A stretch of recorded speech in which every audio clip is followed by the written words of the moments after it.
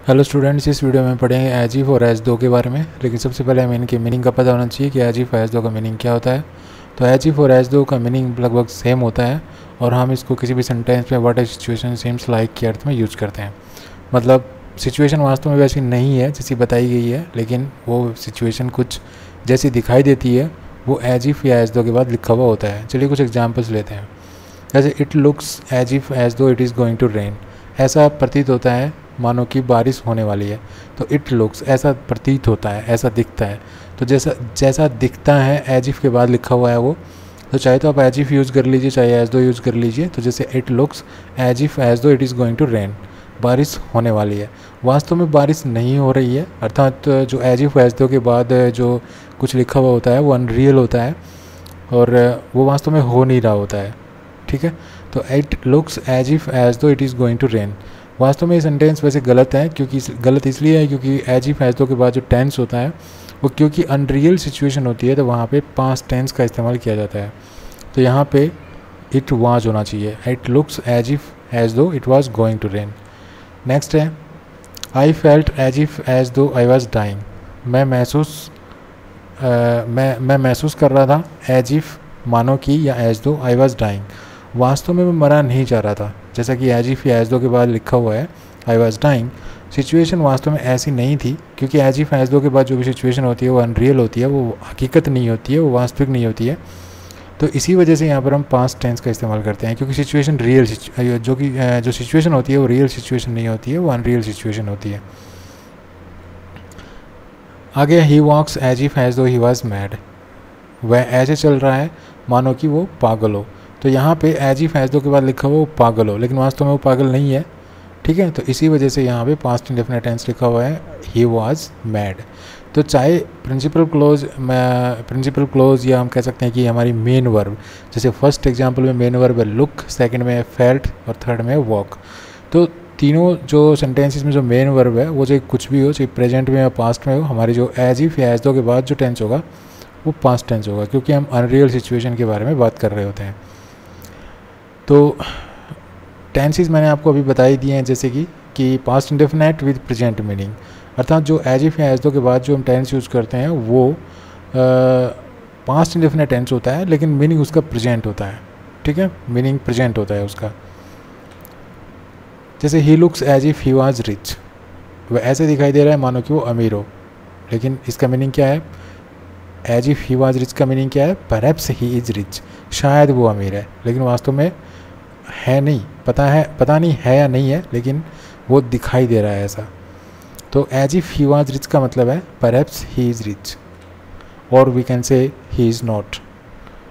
जैसे he talks as if he was an actor. वह ऐसे बातें कर रहा है मानो कि वो एक्टर हो। तो as if he was an actor का मतलब है but he is not an actor. Next है we do not use past perfect और a past unreal situation. We do not use past perfect for a past unreal situation. अर्थात past की unreal situation अगर है तो हम past perfect का use नहीं करते हैं, हम यूज करेंगे पास्ट इंडेफिनिट का ही। पास्ट परफेक्ट का मतलब है जैसे कि आप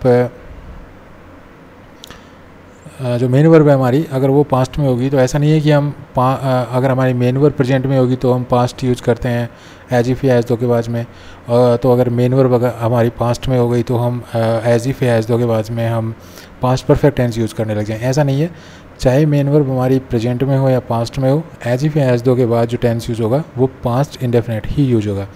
तो आप जो सेंटेंस देख रहे हैं ही वॉकड एज इफ या एज दो ही हैड बीन मैड, ये गलत है। अगर आप ही वॉकड, अगर वॉकड वर्ब को देख करके आपने एज इफ या एज दो के बाद हैड बीन यूज़ कर दिया तो it will be an incorrect sentence. ठीक है, तो इसको करेक्ट करने के लिए आपको क्या लिखना पड़ेगा? जो हैड बीन है इसकी जगह वाज ही करना पड़ेगा। तो चाहे आप मेन वर्ब वॉकड लिख लीजिए, चाहे आप मेन वर्ब वॉक्स लिख लीजिए, टेंस आप मेन वर्ब चाहे प्रेजेंट में लिख लीजिए चाहे पास्ट में लिख लीजिए, लेकिन एज इफ या एज दो के बाद में जो टेंस यूज़ करेंगे वो पास्ट ही यूज़ करेंगे, पास्ट इंडेफिनिट यूज़ करेंगे। और अगर बी की फॉर्म अगर आप यूज़ कर रहे हैं तो वहाँ पे आप वर यूज़ करेंगे। इनफॉर्मल वे में हम जो है वाज यूज़ कर सकते हैं, लेकिन फॉर्मल वे में हमको वर ही यूज़ करना पड़ेगा।